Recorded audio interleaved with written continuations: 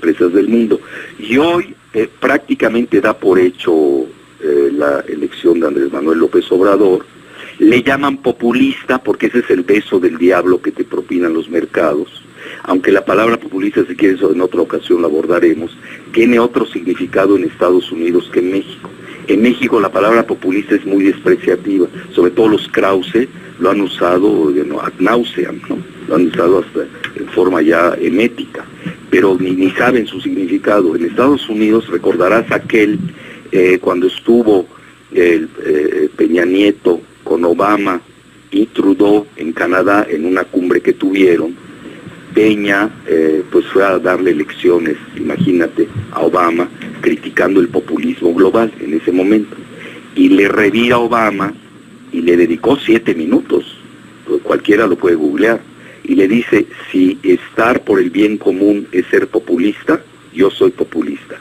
Si estar a favor de la justicia es ser populista, yo soy populista. Entonces tenemos que tener mucho cuidado con ese término, que en México lo han hecho muy despreciativo, igual en Europa. Pero ¿quiénes manejan ese término? Lo están manejando los mismos multimedia que manejan el modelo neoliberal global o el modelo de la globalización. Entonces hay que yo me iría más por una dicotomía que estamos viviendo en el planeta, y la estamos viendo muy claramente, que es entre globalistas o neoliberales globales contra nacionalistas, y no la palabreja esa de populistas, que a mí ni me convence, porque además aquí la usan sin entenderla, que soy abiertamente. Yo hasta tengo un libro ahorita que estoy leyendo al respecto sobre populismo, y cómo lo ven en Estados Unidos. En Estados Unidos no tiene el mismo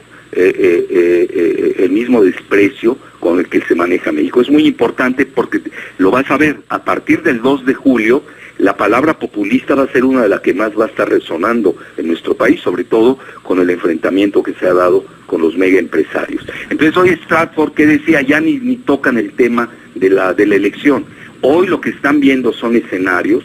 Conste que yo ni estoy a favor ni en contra, nada más estoy analizando. No voy a hacer proselitismo, mi querido Emanuel, aunque sea una estación de Villahermosa y de Tabasco, ¿sí? No quiero ser quiero ser más analítico. Yo creo que por eso la gente también pide. Y además eres muy acertado, Alfredo. La última vez que estuviste aquí en cabina, todo lo que pronosticaste prácticamente se cumplió. Por eso la gente te quería escuchar. 5% pues no es malo, ¿no? Claro. Y cuando tú ves los medios en México, eso tiene que cambiar también el 2 de julio, ¿eh? Es decir, no puede ser que tengamos una prensa tan abyecta. Tenemos que tener una prensa crítica, respetuosa, analítica, que quien esté en el poder se le puedan decir: oye, estás equivocado. Fíjate, en los gobiernos de México se hubieran ahorrado todas estas humillaciones que hoy le asesta Trump a Videgaray, a Guajardo y compañía, si nos hubieran hecho caso a los analistas críticos. Pero como todo se paga, ya sabes, el chayote, ¿no? Cómo funciona, pues entonces, pues obviamente no hay crítica y cometen unos errores, porque nadie les dice: oye, pues no está bien el rumbo. Puede ser tu mejor amigo, el presidente, le dice: oye, perdóname, yo no veo que este sea el camino adecuado. Yo creo que eso también tenemos que pensar mucho el 2 de julio, cuál va a ser el papel de los medios masivos de comunicación. Pues si vamos a tener más de lo mismo, lo que se llama, hay que cambiarlo todo para que todo quede igual, el famoso gatopardismo. No, pues mira, otra vez, oye, Televisa fue la primera que se le tiró al suelo a Andrés Manuel, imagínate, la peor televisora del mundo, y hasta con Andrés. Bueno, dices, bueno, ¿de qué se trata esto? Esos son señales, son mensajes de el grupo del poder en México que están viendo justamente que se concreta este proyecto de López Obrador. Mira, es probable, porque estos no juegan solo. Acuérdate que estos son de concesiones, y cuando tú ves que una televisora que está concesionada pues se mueve en ese sentido, pues es de que los dejaron, ¿no? No creo que estén tan sueltos en México, cuando además Televisa pues prácticamente está quebrada. Pero mira, hoy la situación, regresando a lo de Stratford, que hoy saca, ya ni siquiera es tema de discusión la elección. Hoy el tema de discusión es cuánto se va a llevar la coalición, ellos lo manejan, de Morena, del Partido del Trabajo y del PES en la elección, en donde ven dos escenarios interesantes. Uno es, ya vaticinan la mayoría en la Cámara de Diputados. Tú sabes, la Cámara de Diputados, tú lo sabes mejor que yo, tiene 500 diputados, que eso también hay que cambiarlo, A mí se me hacen demasiados diputados para el número de habitantes que tenemos. No puede ser que tengamos más diputados que congresistas en Estados Unidos. Es absurdo. Somos un país que no tenemos la capacidad de estar sosteniendo esta bola de parásitos que no le han servido de nada al país.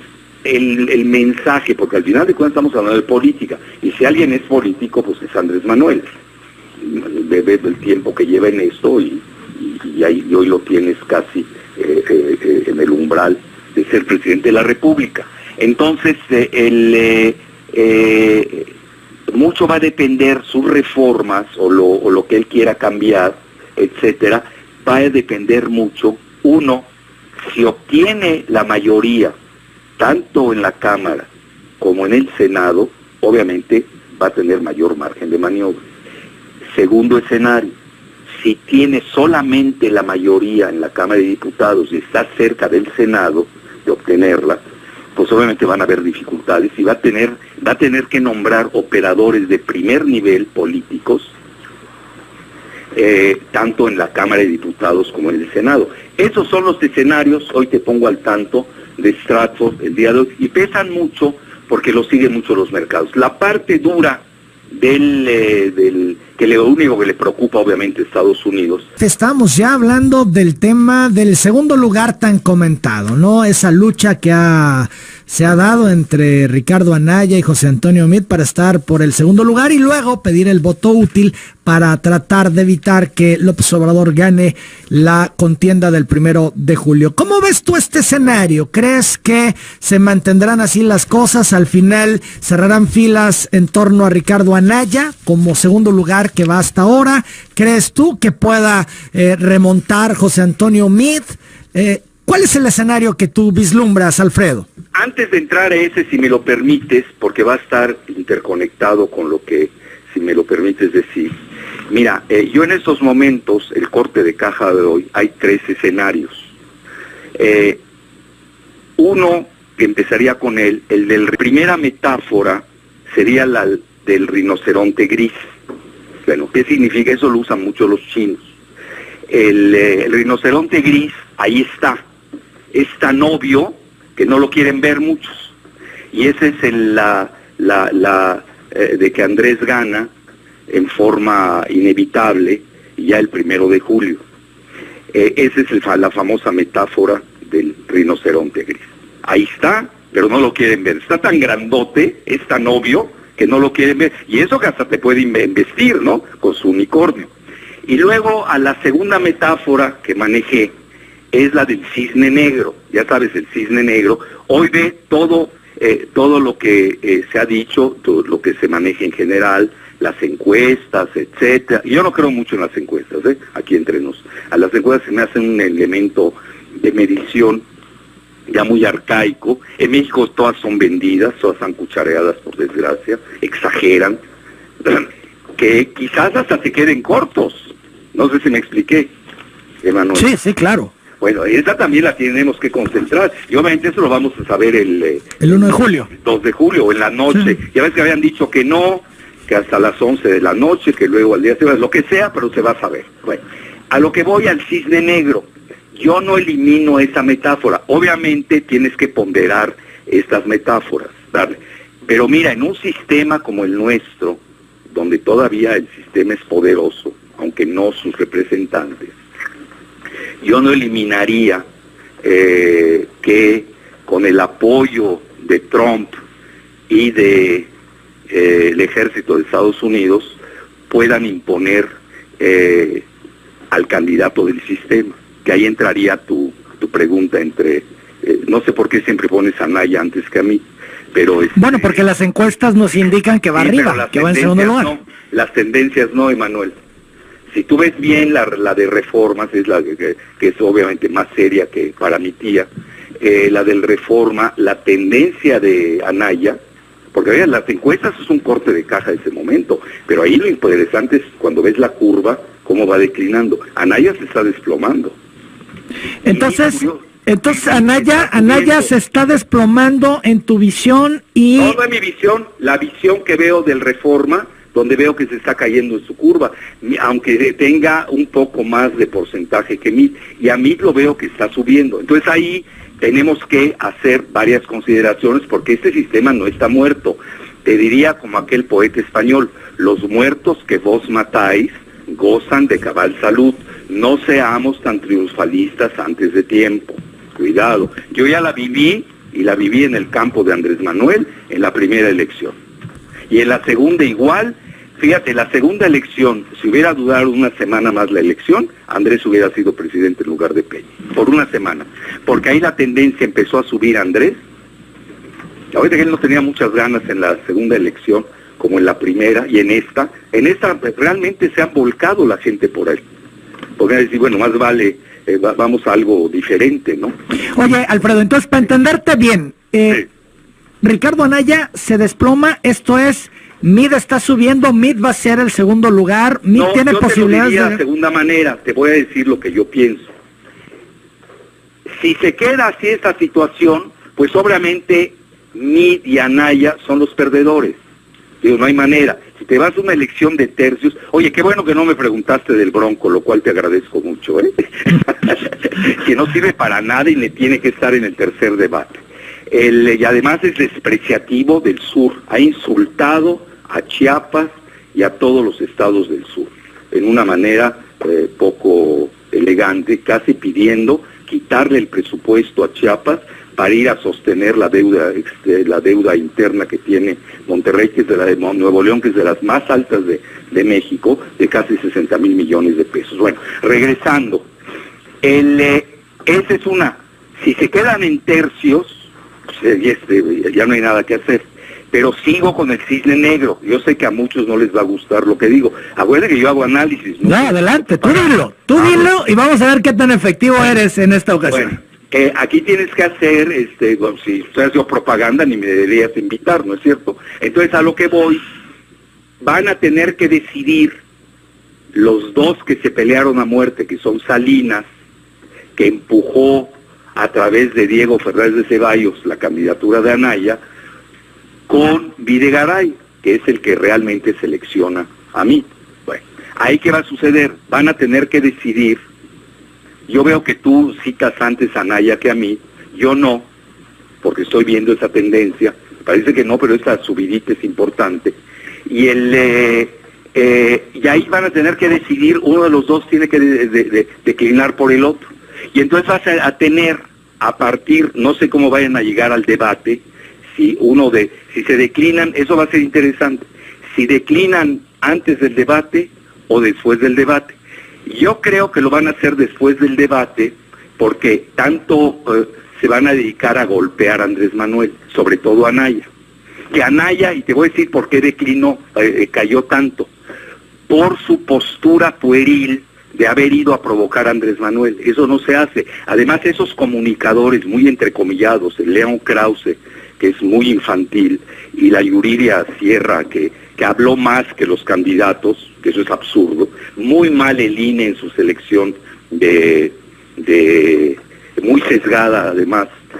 Oye, era obvio que León Krause estaba apoyando a Anaya, etcétera, etcétera. Entonces, no debieron haberle permitido a Anaya ir a provocar, bajarse del podio, ir a provocar hasta donde estaba Andrés, en el podio, eso lo vimos todos, y Andrés, sus jugadas geniales que siempre tiene, como buen político tabasqueño, le sacó la cartera, y todos mira, tú le puedes preguntar a quien sea, ¿de qué te acuerdas del segundo debate? Todo el mundo se acuerda de la sacada de cartera de Andrés Manuel, que la estaba cuidando. Fíjate, una metáfora, y ahí eso le dio, unos dicen que ganó ese debate Andrés por eso, otros dicen que MIT, ya es cuestión de gustos, pero sí la perdió Anaya, y a partir de ahí se está desplomando. No creas que es gratuito lo que estoy diciendo de la declinación. Entonces mira, ahí van a decidir un día antes, o la misma noche del debate, o al día siguiente, ese es el otro subescenario, si se van juntos. Y ahí tendríamos el todos contra Andrés Manuel, empujados por estos mega empresarios que ya se han manifestado abiertamente que no favorecen, incluso incitando al voto de sus empleados en contra de Andrés Manuel. Entonces, todavía falta, mi querido Manuel, todavía tenemos que tener ahí el escenario. Esto es, ¿tú consideras que todavía MIT tiene posibilidades de ganar la contienda presidencial? Yo no sé si de ganar, pero de ser el único contendiente al final, que haya una final de las 2 últimas semanas, sí. Lo tengo que no lo sé, eso sí. Acuérdate que yo me manejo con escenarios, mi querido Emanuel. Yo no sé por eso a veces uno tiene que ver la evolución. Yo incluso te decía, vamos a esperarnos al tercer debate, entonces sí te puedo decir con más o menos probabilidades lo que yo veía. Hoy así lo veo, Obviamente ya ves el corte de caja que hicimos, el rinoceronte gris, y ahora me voy al cisne negro, aunque todo el mundo lo dejó cantado. Mira, eso ya lo viví varias veces en las elecciones en México. Ahora, la tercera metáfora es la jaula geopolítica. ¿Qué significa? Es el modelo italiano. Ganas una elección, pero los mercados antidemocráticos pues someten la voluntad popular. Es lo que se dio en Italia, nos guste o no. Y ahora que regresó el gobierno, pues tanto los líderes del movimiento separatista y antimigratorio de la Liga del Norte, como el partido anti-establishment, ojo, del movimiento de 5 estrellas, pues aceptaron no poner al ministro de Finanzas que ellos querían y tuvieron que poner a otro para apaciguar los mercados. Entonces, esto va a jugar mucho el 2 de julio. Ahora, ahí es donde entra en juego, a mi juicio, el papel preponderante de Poncho Romo, que prácticamente actúa como vicepresidente.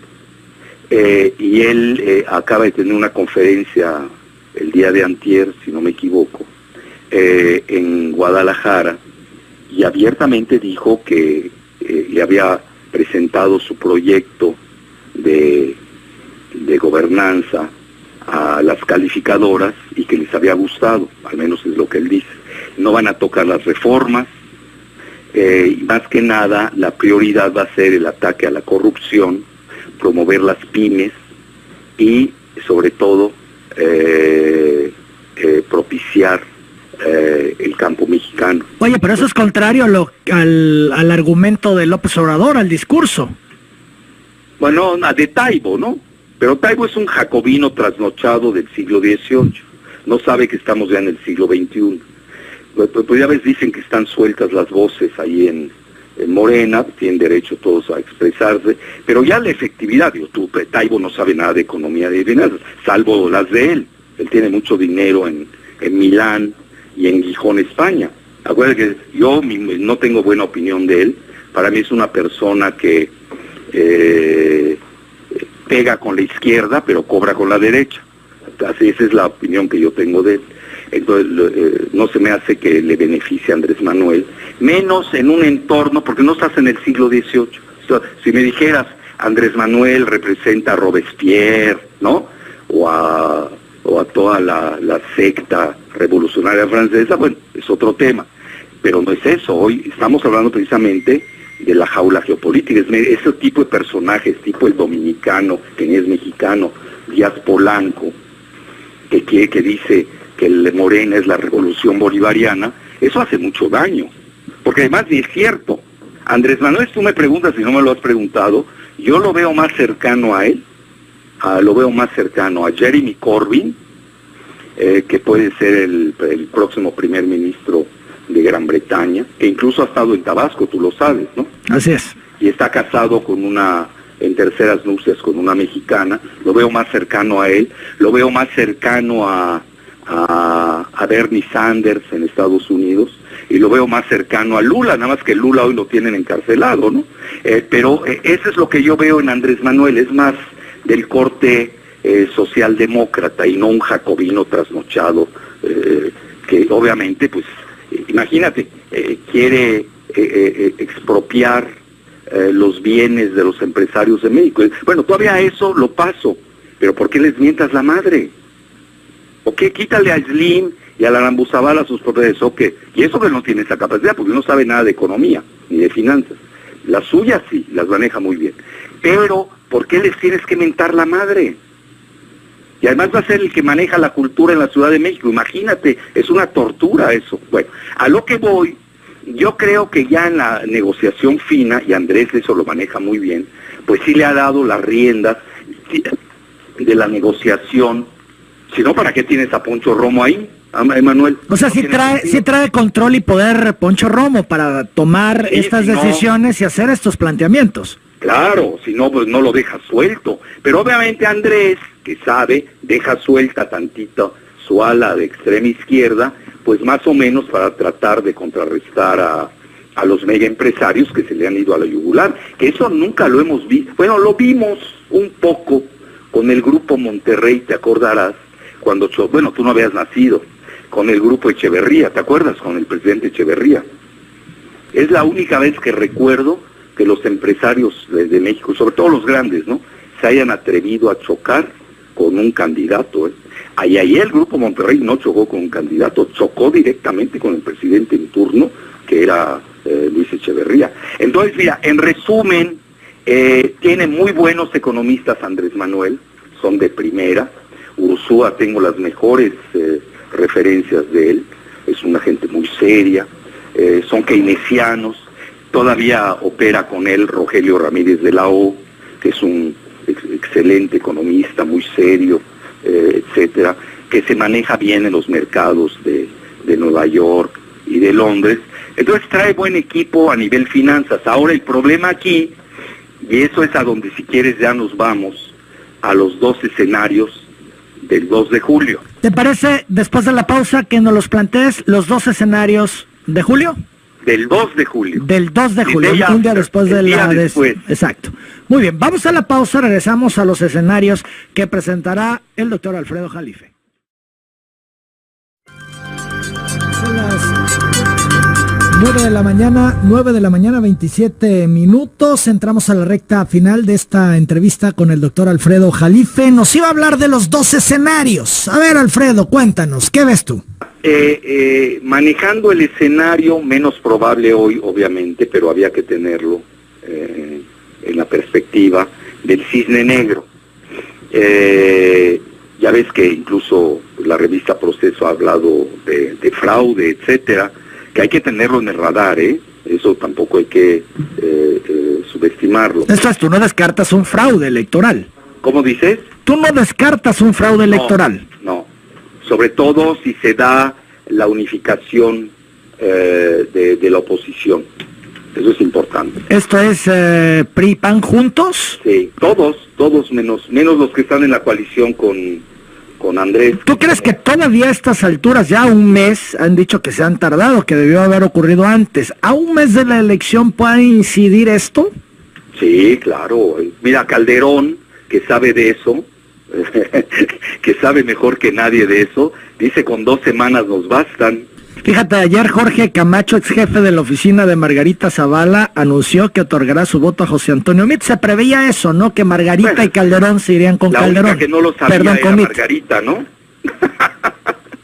Claro. Todos sabíamos que Margarita iba a estar con Meade. Es evidente que Calderón también apoya a Meade. Totalmente. Y todavía falta, mira, van a ver, el mes de junio va a ser el mes de las traiciones. No, esto no está cerrado completamente. Están a 5 minutos, ¿me entiendes?, del umbral. Pero esos 5 minutos que equivale al mes entero, no, esto todavía falta. Pueden ser suficientes para los amarres y cambiar la historia. Y pueden cambiar la historia. Pueden hacer travesuras, Mira, ve el modelo Honduras. Oye, en Honduras ganó mi paisano Nasrallah, apoyado por mi amigo el expresidente Zelaya, y se la dieron a Hernández, y Trump felicitó a Hernández. Es decir, aquí hay que tomar todavía en juego la llamada de Trump, hay muchas cosas todavía por delante, viene el tercer debate, etcétera, muchas cosas. Obviamente, mira, si es real eso de 40 puntos de diferencia, Andrés tendría, mira, para que tú pierdas en un mes, tienes que hacer algo catastrófico, y cuando mucho te quita 5 puntos, eso está muy estudiado. Pero acuérdate que no es lo mismo dimensionar una elección de, bueno, obviamente no voy a citar al Bronco, ¿no? Por salud mental, entre bueno, 3 que entre 2. No sé si me estoy explicando. Esa sería nuestra segunda vuelta a la mexicana, que ya debería existir, ¿eh? Yo desde cuando la vengo pidiendo, la segunda vuelta. No se ha dado, pero se va a dar de una forma indirecta, porque si no, pues van a salir perdiendo los dos, Anaya y mí, es la realidad.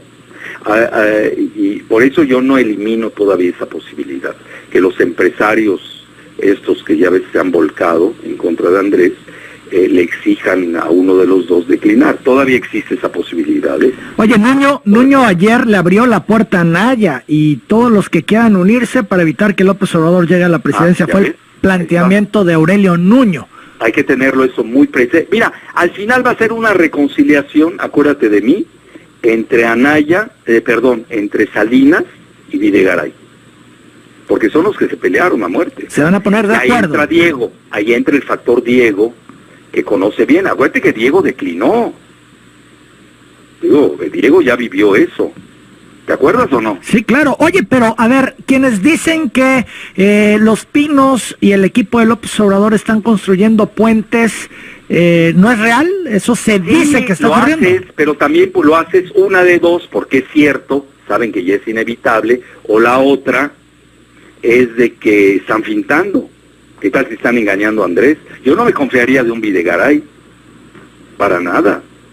Cuidado, ¿eh? Aquí nos Mira, lo que pasa es que estamos hablando de un escenario, todo lo que hemos derivado de los 3. Cuando ya están 2, no sé si tú lo aceptarás, esto varía sustancialmente. Sí, ¿no? Todo cambia, claro. Eso te varía. Y en 2 semanas, mira, tú sigues las elecciones de Francia. ¿Qué sucedió con Macron?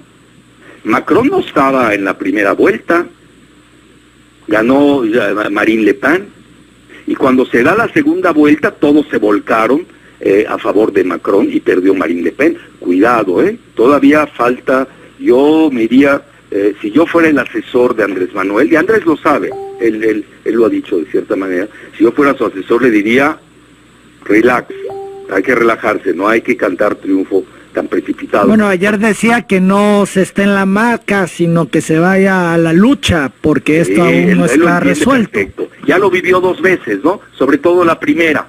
Entonces, mira, el primer escenario sería ese, el 2 de julio, the day after, donde el candidato del sistema, que obviamente está a la defensiva, porque el voto en favor de Andrés, más que a favor de Andrés, es un voto anti-establishment. Pues van a recurrir a todas las marrullerías que conocen. Pues oye, ellos inventaron este sistema. Oye, cuando te sale Lorenzo Córdoba del INE, que además eso hay que reformarlo. Mira, yo no he visto un organismo electoral más exhibicionista y más disfuncional que y más costoso y dispendioso que el INE. No sirven para nada. Mira, a ver, que alguien me diga, yo a dónde voy a preguntar, que me digan el nombre de quien maneja el INE, el equivalente del INE en Estados Unidos. A nadie le importa. Y ni además ni tienen esa parafernalia, ni ese exhibicionismo, esa cosa, ¿cómo se llama? Murayama, bueno, se cree candidato a la presidencia. Es decir, ya tienen que entender los consejeros del INE que están megapagados, que ellos tienen que ser discretos, poco visibles. Es más, ya ni debe existir el INE. Desde Waldemar Karakovsky, cuando acuerdan que les robaron todo el sistema de software. Él dice que se lo robó ahí un policía de la esquina que ni sabe que es un software. Imagina, todos nuestros datos acabaron en el FBI de Estados Unidos con Jeb Bush y con Choice Point. Lo sacó en una publicación inolvidable el gran investigador Greg Palast en The Guardian. Pero a lo que quiero llegar, hay que tener en el radar ese escenario, mi querido Manuel. Uno, el choque social. Es decir, imagínate el choque traumático de que los que han vivido la delantera de Andrés por casi un año, les digan que perdió. Imagínate, cómo va a estar el país conmocionado. Que además las encuestas y los medios y los análisis. No, mira, más que nada lo que tú también has planteado. Dicen es decir, que ¿no? Los mítines de Andrés son multitudinarios, nos guste o no. Anaya, ayer viste la nota, ¿no? Tuvieron que encerrar a los que asistieron a un mitin de Anaya en una sala cerrada, para que no se fueran. Pues, ¿quién aguanta hablar a Anaya, por favor? Entonces, eso es muy obvio. Ahora, ese es el primer escenario. Segundo escenario, que obviamente sería el más probable. Que conste, yo también estoy ponderando las probabilidades. El segundo es el choque económico, que ese sí es real, y es muy peligroso. Imagínate el 2 de julio, que esos megaempresarios que no quieren a Andrés Manuel, con los que ha chocado, bueno, ya empezaron a salir, ya salieron, ayer me dieron el dato duro, de 8,000 millones de dólares que acaban de salir en los últimos 3 meses. Imagínate el choque económico, devaluación del dólar, fuga de capitales, desploma de la bolsa, falta de inversiones. Oye, no es fácil, Es decir, no, por eso Andrés hizo muy bien ayer de ser muy prudente. Tiene que ser prudente. Él tiene que apaciguar a los mercados porque estamos, y ahí vamos a mi metáfora, de la jaula geopolítica. Todavía dependemos, no somos autosuficientes. Hay una palabra en ciencias políticas que se llama autarquía, que es la capacidad de gobernarse a sí sola. México no tiene autarquía. Eso es importante. Desde la Nueva España no la tenemos. Aquellos que empiecen a soñar pues ya sabes, esas bravatas, sobre todo las bravatas de las redes sociales, que el día 2 de julio, si hay algo, si hay macanazos o lo que sea, ni los vas a ver. Una cosa es ser bravo en las redes sociales, otra cosa es a la hora de la verdad. Hay que tener mucho cuidado con ese tipo de arrebatos que no benefician en nada. Por eso Andrés tiene que ser prudente. Y ahí es donde entra precisamente el gran rol de su equipo economista, de economistas, ¿no? Sobre todo financiero, porque Romo es más financiero que economista, que tienen que dar señales de que no son enemigos de la libre empresa, de la libertad económica, etcétera, etcétera. Pero sí, no la tiene fácil, porque tiene que arreglar. Bueno, incluso Romo me estaban diciendo antier, tengo la grabación, todavía no la veo en su totalidad, de unos empresarios de Guadalajara, me lo enviaron, su video, en que incluso manejó que lo del aeropuerto sí se va a concesionar. Eso es interesante, ¿no? Porque obviamente el discurso de Andrés es una cosa a nivel electoral. Bueno, yo no tomo en serio lo de Taibo, que soy sincero, pero sí tomo en serio lo que dice Romo. Pero ya el 2 de julio tienes otro discurso, tienes que tener un discurso ya de estadista. Y yo creo que ayer Andrés, con esto que dices tú, que el mundo está al revés, que yo no lo veo tan al revés, por una sencilla razón, él ya se tiene que manejar como un probable presidente de la República, y no como un vulgar candidato, que es lo que hace Anaya. Finalmente, Alfredo Jalife, el asunto que aquí hemos ventilado en cabina de Soros BlackRock. Al final va a seguir impulsando BlackRock a Meade y Soros a Anaya, ¿o cómo se va a resolver esa parte? Mira, Soros es abierto, en el segundo debate lo demostró Anaya, toda la política, ya ves que ahí se empezaron a echar porras los Krauses y los Anaya echándole porras en forma ridícula al papá de Krause, y luego el mismo Krause echándole porras a Castañeda, que él es asesor de Anaya. Aquí hago un paréntesis. A mi juicio, a Anaya le hizo mucho daño las asesorías de Castañeda. Castañeda es una gente fatua y vacua, muy inmaduro a sus 65 años. Aquel día insultó a Andrés Manuel, donde dice an old angry man, dice el viejo cascarrabias, ¿no? Lo traduciría yo en castizo. Oye, Castañeda es mayor que Andrés, de unos meses, imagínate. Digo, te mata de risa. Es decir, Castañeda siempre ha sido inmaduro, además fue un canciller breve con Fox, fracasado. En mismo Estados Unidos, Colin Powell había pedido su cabeza y lo corrieron. A mí me dicen que hasta Martita lo mandó correr. Es decir, yo creo que sí le hizo mucho daño a Anaya la cercanía con Castañeda y desechó la cercanía que había tenido con Dante Delgado. Dante Delgado es más político, entiende mejor la estructura de México y los amarres del poder. Yo creo que ahí, si algún día hacemos bien el recuento de los errores de Anaya, yo creo que ahí es donde se empezó a caer Anaya. Porque eso es muy de Castañeda, el haber ido a agredir a Andrés Manuel. Eso es muy de Jorge, es su estilo, toda su vida ha sido así. Entonces, a lo que quiero llegar es de que incluso Andrés le perdonó la vida en esa ocasión a Anaya, porque si él hubiera dicho de que el que causó el problema migratorio en México es Jorge Castañeda Guzmán, ¿te acuerdas con la enchilada completa? Teníamos un relativamente buen acuerdo con Estados Unidos, que obviamente es ahora inalcanzable, menos en la etapa de Trump. Pero en ese momento era realmente, yo diría, aceptable en un 80%, nunca vas a obtener un 100% en las negociaciones.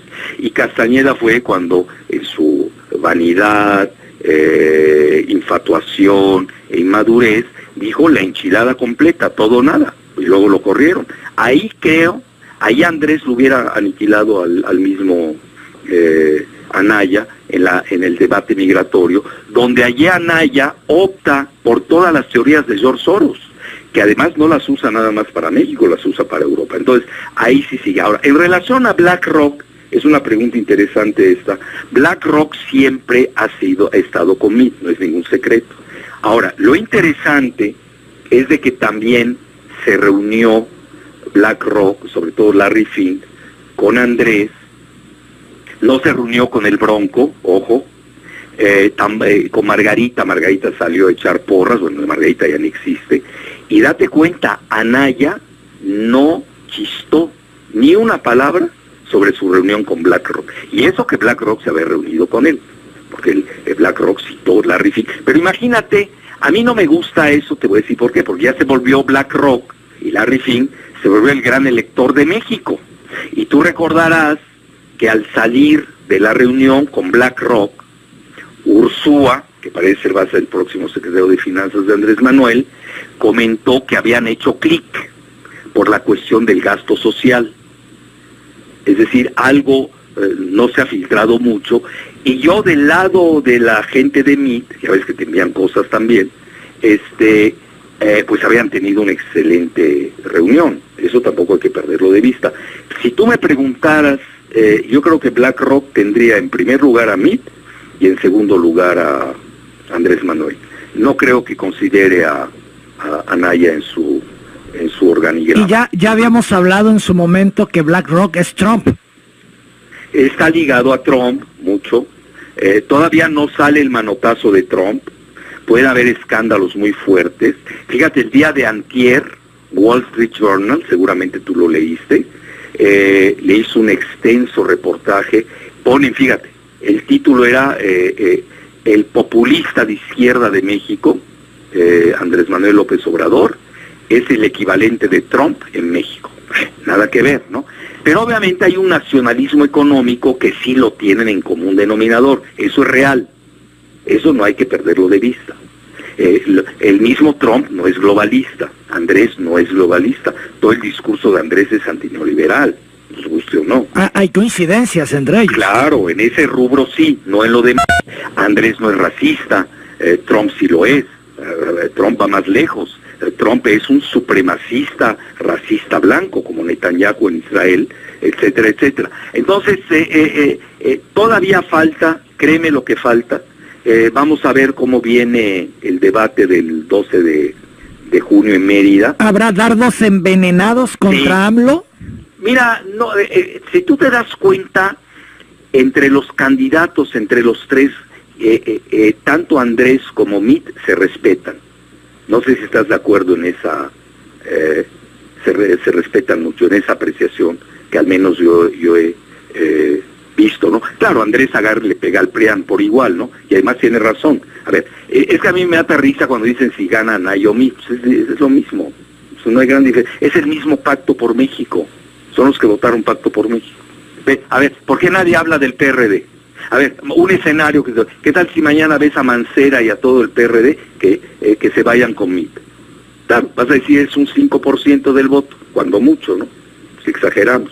Pero ya empezaron ahí a unos tránsfugas, tipo Silvano Aureoles, de Michoacán, ya se fue con MIT. Es decir, no perdamos de vista que MIT es mucho más allá que ser un candidato quizás no muy querido por el PRI porque no viene de sus filas, aunque el papá sí viene del PRI. Acuérdate, él era más panista que priista, pues él fue el secretario de Energía con Calderón, incluso dejó planchada la reforma energética que muchos tumbamos. Me vas a perdonar, Manuel, porque yo estuve también en primera fila defendiendo el petróleo de México en esa fase con el mismo Andrés Manuel en el Senado y en otros lugares estratégicos del país, y obviamente pues ahí estábamos tanto en contra del PAN como del PRI en ese momento. Hoy estamos ante una situación que yo veo un poco diferente y pondría el 1 de julio, la gran batalla no es quién va a ganar. Fíjate lo que te doy, yo me voy más a la geopolítica, de eso me dedico. Que está en juego la reforma energética. Mira, la reforma educativa no le va a quitar el sueño a Estados Unidos. La reforma energética sí, porque es la gran carta que tiene Estados Unidos. Todo el petróleo de México, de Canadá y de Estados Unidos en contra de China, que tiene que importar su petróleo. Esa es la carta geoestratégica del 1 de julio. Eso es lo que está en juego. Y obviamente, ahora, ahí, ¿qué margen de maniobra tendrá Andrés Manuel? Yo no creo, bueno, al menos que tenga una apabullante mayoría, pero acuérdate, tanto en la Cámara como en el Senado, no somos un país autárquico, nosotros nos entregamos demasiado a Estados Unidos, y ahora no tenemos ni banca, pero tenemos banquitos, pero banca, si de es una banca de inversión. ¿Por qué se van y se reúnen con BlackRock?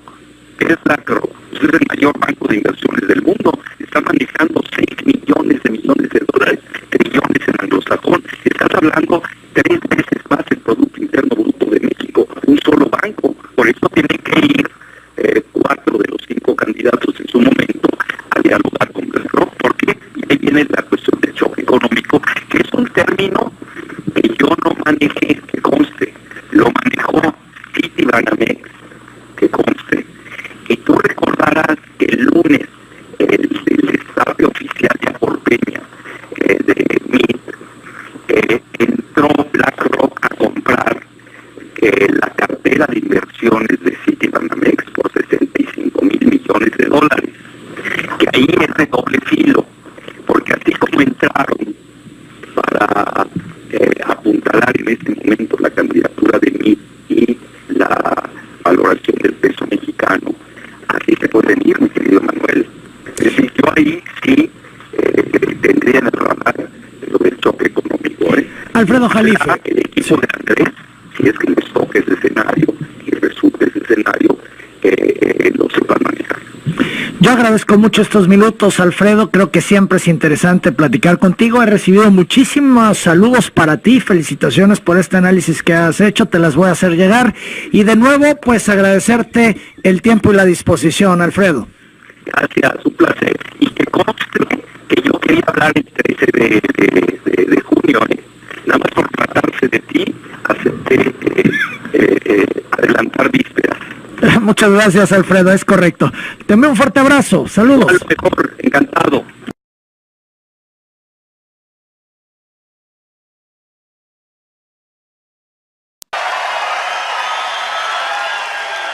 I could be up there tonight smiling like I love where they're hitting you shot after shot. These people, they hate your guts, shot. And then I'm supposed to... And you know, you gotta smile.